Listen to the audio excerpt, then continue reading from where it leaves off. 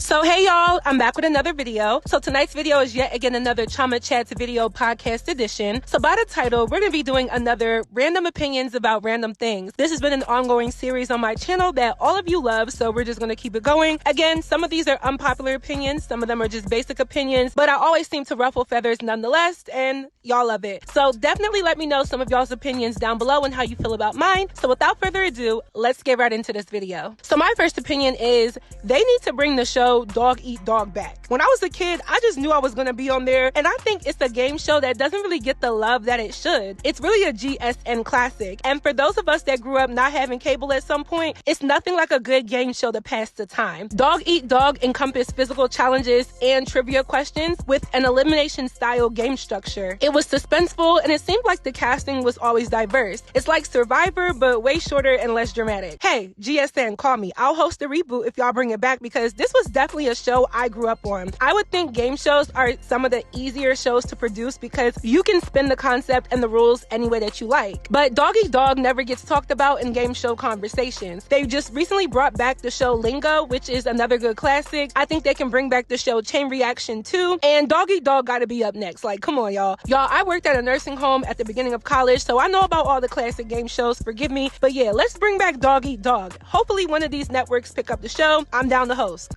Call me. Y'all know what to do. My next opinion is Kendall Jenner is like the white version of Lori Harvey. I feel like Kendall Jenner has had a lot of public relationships over the years with like well-known men, and they've usually been like basketball players, but there's been rumors that she's allegedly dating Latin pop star Bad Bunny. They were spotted kissing recently, and I guess they are now an item. I don't really care about that part, but I do think it's interesting how Kendall Jenner and Lori Harvey basically do the same thing. They're both young, rich, popular, and they're attractive, and they're both serial daters and always keep a man. But it's interesting to see how the dynamic is different between the two when it comes to public perception. And I still think the perception is pretty similar, but there's always questions about whether Lori Harvey is promiscuous or a hoe, but nobody ever calls out or questions Kendall Jenner, even though she's really done the same thing, if not in a more aggressive way. Lori Harvey has trended for dating Future, P. Diddy, Michael B. Jordan, and now Damson Idris. Kendall Jenner, on the other hand, has dated the names of Travis Scott, all shade, all tea, because let's not forget, Devin Booker, an NBA player, Kyle Kuzma, an NBA player, Ben Simmons, an NBA player, Blake Griffin, an NBA player, and Harry Styles, a pop singer. So granted, Kendall has been famous and in the public eye in a larger way than Lori has, so yes, there is more attention to her dating partners, but it's just a disparity of the perception for me. I feel like the Kardashians have gotten away with being serial daters for years, and that's what they're known for, so nobody is really alarmed by their relationship flings and stings. But if we really want to talk about young women having their way and dating around, Kendall Jenner is no different than Lori Harvey. My next opinion is veneers are probably the most extra cosmetic procedure that has become trendy over the last few years. You can just tell when somebody has veneers. I don't understand why people don't just get braces or Invisalign. I got Invisalign in August of 2021, and I finished my case in May of 2022, and my teeth are like perfect now. Like, that petty little 7, 8, 9 months was well worth it. And yes, it was painful, and any type of oral or dental work is going to have a bit of discomfort and take time, but I think it's so much more worth it to have your real teeth in your mouth because it's healthier and it looks way more natural. Veneers just pissed me off. It's like little Trident gum pieces in somebody's mouth. And the way how celebrities have like made it so normal is so unhealthy. It's like everywhere I look, I see fake teeth. And if it's for health purposes or you just lost one of your adult teeth and have to replace it, I completely understand. But I would never agree or tell young people that they should go for veneers before braces or Invisalign. I don't know if there's any dental professionals watching, but most will tell you that you're better off getting traditional braces from a certified orthodontist. And it's way cheaper to spend money on braces than veneers. To me, veneers are just another way to show off your wealth or maybe even exploit it. In some cases, they do look good. Glorilla's before and after with her teeth is definitely an improvement, so I'm not mad at that. I just feel like for the average person, just get braces. It's worth it. Best money I've ever spent. My next opinion is, I think it's interesting that Beyonce never got a slick of flack for staying with her cheating husband. Now, people can do what they want in their grown married business, but it's the selective outrage for me. What's the difference between your mom and Beyonce? Or the difference between Jada Chivas staying with Lil Baby and Beyonce staying with Jayz? I see no difference in their actions whatsoever, but the way how the rapper baby moms get dragged and the way how people pick and choose, it's interesting. Of course, the excuse is going to be that Beyonce is private and she moves with mystery and she's Beyonce. Like, that's really an excuse that people say. So yeah, it's passable to the public, but I've never seen people give her the same smoke. And it's not even that she needs to be chewed apart for her decision, because it's clear she made the decision and stood in it a long time ago. But I feel like Beyonce and Jay-Z are looked up as hip-hop royalty for their careers and their romance. But I don't know. I just don't think infidelity is admirable. I know that ish happens in relationships, but people often forget that she too stayed with a cheater. A lot of women have. I've done it myself. So I think the point is, the praise that they get as a royal couple is really just people's unhealthy obsession and infatuation. I can give Beyonce every flower in the Amazon rainforest for her talent. I think that is forever well deserved. But I'm sorry, I can't praise adultery in any form.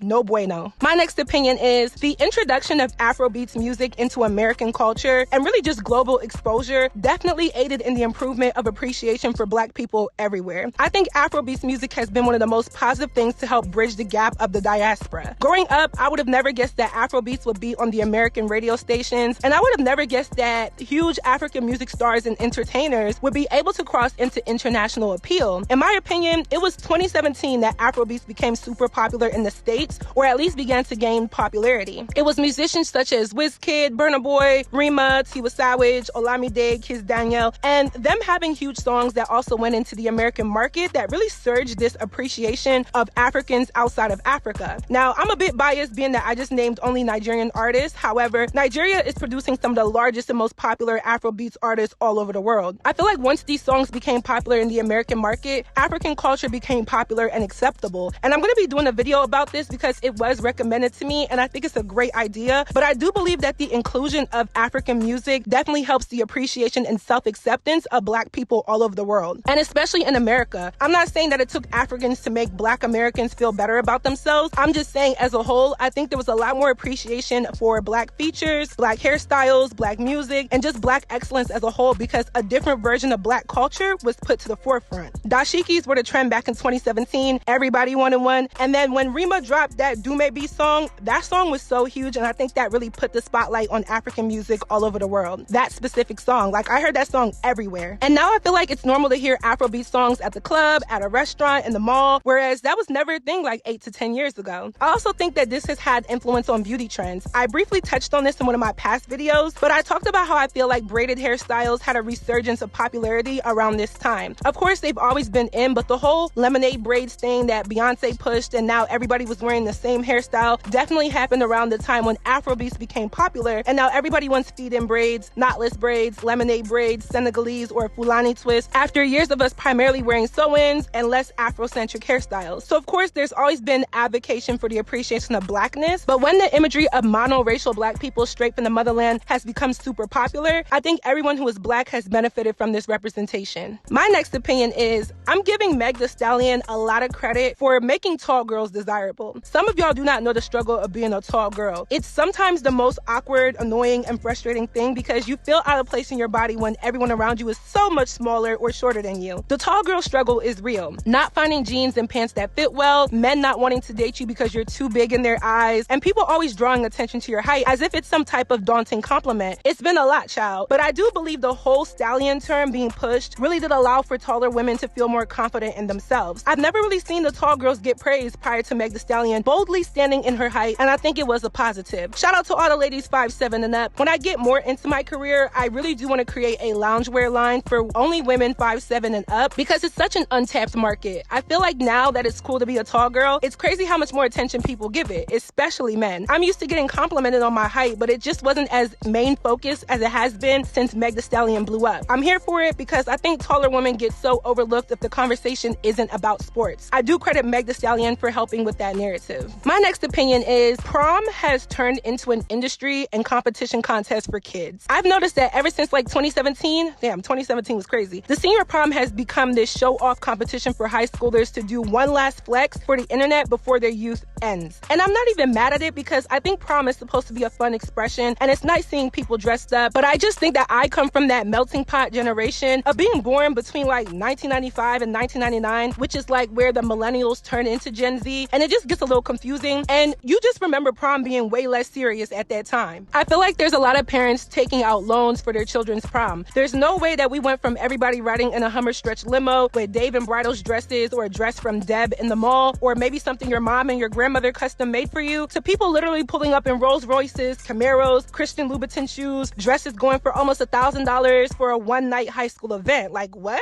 I understand the prom is something that all seniors look forward to. It's something that we prioritize in high school because it's like that one last party before our life changes. But the way how it has been commercialized into an industry is actually crazy. And I don't even see it slowing down now. We live in a very materialistic society these days, and kids are very invested in following trends and showing off for Instagram and TikTok. I say still have fun, be a kid. I didn't go to my senior prom, but I predict that the prom will continue into becoming an industry and will be another way for parents to spend hundreds of thousands of dollars. My next opinion is, I think it's actually very weird and slightly anti-black, but not really, but slightly, for people to say that Telfar is basic or overhyped. I don't get it. We finally have a black-owned luxury bag brand, and some people think it's luxury, some people think it's not. However, the price of the bags and the quality of the bags, to me, give high quality and definitely give a luxury feel. I have about 3 Telfar bags, and I love them. I love that they're basic, and I like how the color scheme is a selling point. But I also like the fact that it's black-owned and black design. We don't even have that. We always talk about Gucci and Louis Vuitton and Balenciaga and how much we shouldn't be patronizing these fashion houses that have been historically racist and anti-black, but we finally get something that is just as up there and a brand that is just as recognizable as some of these higher end brands, and people talk down on it. I think for the most part, people enjoy Telfar, but I do see little tidbits of comments of people saying that it's basic. If Telfar is basic, then what do you call all of the other designer brands with items that a lot of people have? I love my Louis Vuitton Speedy 30, but I know I can go to any event and probably see someone with the same exact purse. I don't know. Sometimes black people complain, and then when we get what we complain about, we still complain. I think Telfar should be even more supported because they've kind of given black fashion a standard when it comes to the high-end stuff. It's probably been since like Sean John, Rocawear, and Fubu days that a black fashion designer or black fashion brand has been as mainstream. So I feel like Telfar should be more appreciated by the culture on all fronts. My next opinion is, I think the internet needs to stop anticipating Meg the Stallion's return to social media. The girl has been through so much in such a short amount of time, and I think that's a bit insensitive that after such a tumultuous time, people want her to come back full force in the same way that she was. There is no way in hell that somebody can go through multiple deaths within their family, a domestic dispute, as well as a legal battle with her former label, and they're supposed to be the same person.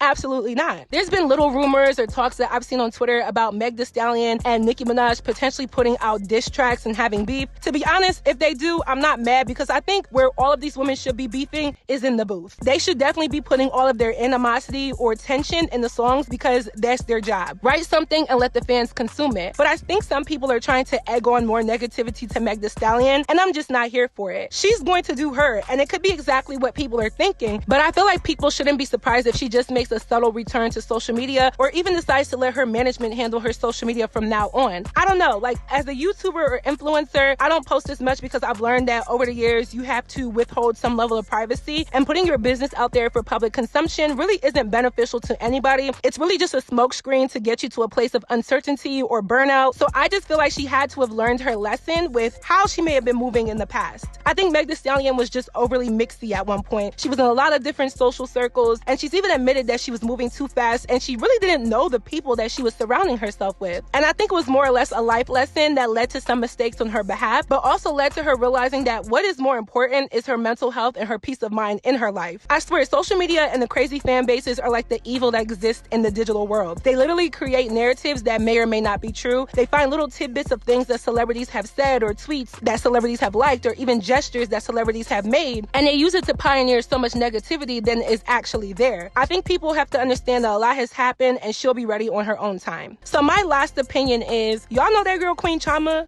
Yeah, I kind of heard of her. I heard that she's going to be putting out new music soon, and I definitely think that y'all should go check her out. In January 2022, she dropped her first single, Ballin', and you know, that was just the beginning. But this month, in March, like in a few weeks, she's dropping her song called Ceremony, which she has been previewing at the end of a lot of her YouTube videos. I know there's some comments that say that she should stop rapping. I've seen those, but there are way more comments of people actually positively anticipating the music. So I encourage people to focus on that because she's going to be dropping some new music, and there's a build up to the approach that she's taking into her musical craft. So yes, I'm talking about me. I just decided to throw myself in here. I ran out of stuff to say. I really do appreciate a lot of the comments that I've been getting about my music, my development, where I started versus where I am. I have so many unreleased songs, and this process has been very testing. I didn't know what it took to actually be an independent artist, the money, the time, and just obtaining the resources to make it happen. However, after dropping one song and then measuring people's interest, going back to the drawing board and realizing that now is the best time to enter, I'm going to be dropping in full force. March is the beginning of Queen Chioma music, or shall I say my grand reopening. So my song Ceremony is dropping at the end of this month, which is March. Just a few more weeks until y'all hear it. I will eventually have visuals, probably not this month, but before the summer for sure. So stay tuned. I'm going to play a snippet at the end of this video, and I look forward to giving y'all more musical content this year. So that is it for this video. I hope you all enjoyed. Please let me know your commentary on my commentary down below. What do you think? What do you know? Let me know. If you haven't already, go stream my song Ballin', link down below.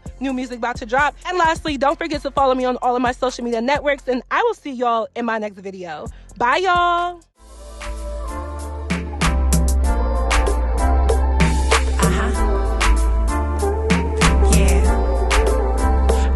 I'm like,